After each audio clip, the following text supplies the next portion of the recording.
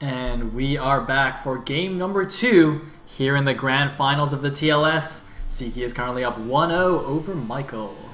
Yeah, it's going to be tough for Michael after that game 1 where he was looking good, but Sziky was just one step ahead every step of the way. Michael is going to have an interesting time coming back into it, and his superpower is a little bit underpowered in this matchup because, of course, his superpower is cheese.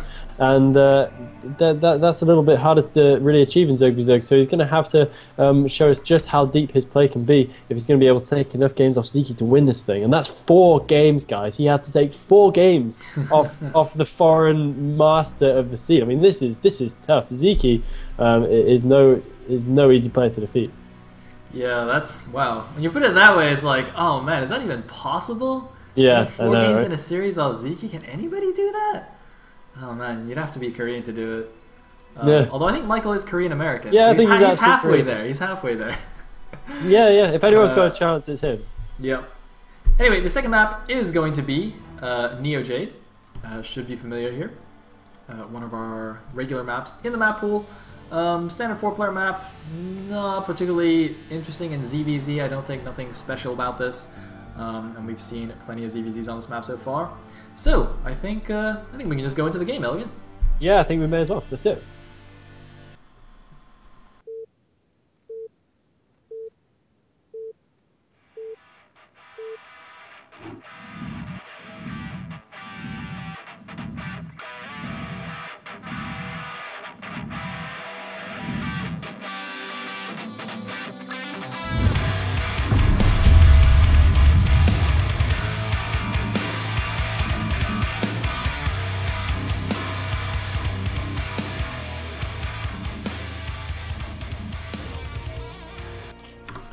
Alright, here we go. Game number 2. At the top right, as the teal Zerg, we have Michael. And at the bottom left, as the white Zerg, we have Sziky.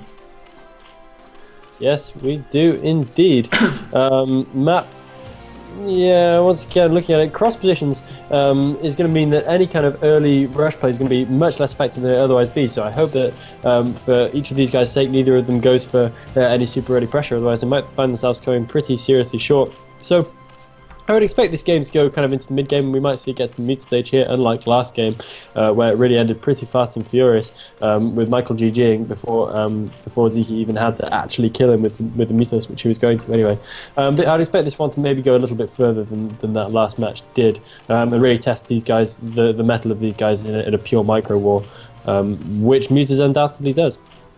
We have something interesting going on already, Elegant. These players have actually decided to scout in opposite directions, essentially. Sziky's the one scouting towards the closer natural, which is the more standard scouting pattern. As you can see here, he's going to float over here and check for a hatchery, see if there's any links popping out. Whereas Michael's actually gone in the opposite direction and gone for the farther away natural, I guess, but he's going to the main base, obviously.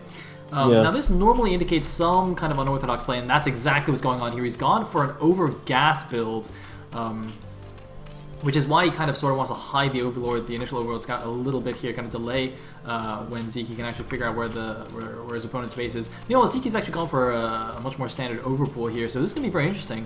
Michael's going to have a little bit more gas in him, but not that much, because of course, as you can see, Sziky's gas is going to be finished right about now. So if we take a look at Michael's gas count, he's basically got just under 100 gas advantage over his opponent right now.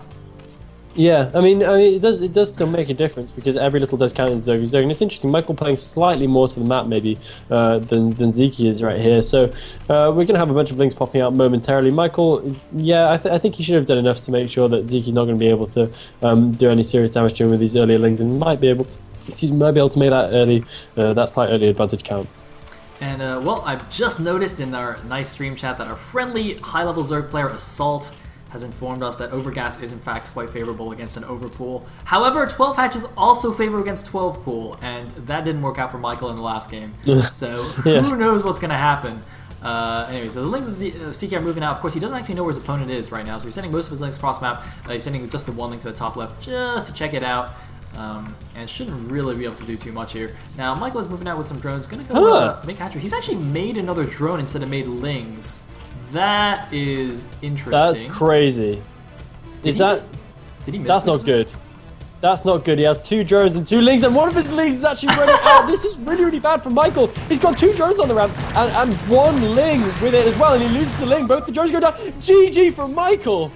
What? What? What? Look, Sziky can't figure it out either. He's like walking in, he's like, what's going on here? What just happened? Why did that happen? Huh. Mike, he must have misclicked. That must have been a misclick to make drones instead of lings.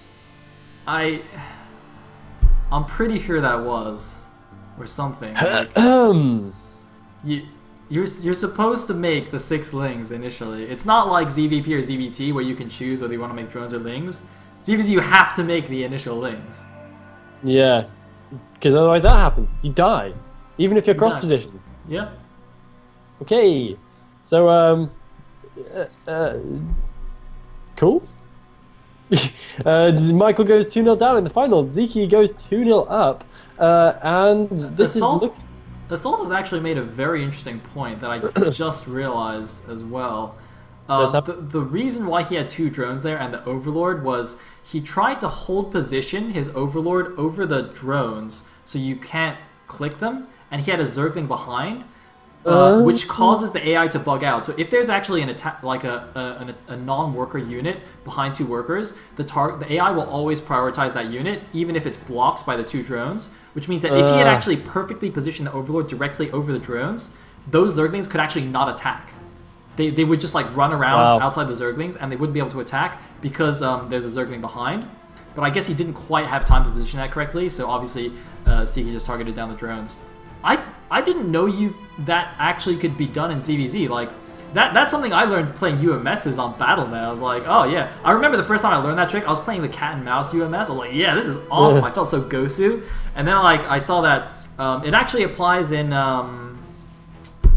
is it PVT where you like float? It's Terran versus something where you can actually float a barracks over a unit, which is a lot easier. It's TVP. So it makes you immune to early Zealous attacks when you've just got 1 Marine. Yeah. Exactly. And it's a lot easier with the barracks, obviously, because it's a lot bigger. So you just float the barracks over a unit on the ramp, and you can't click anything, and then you can't be attacked.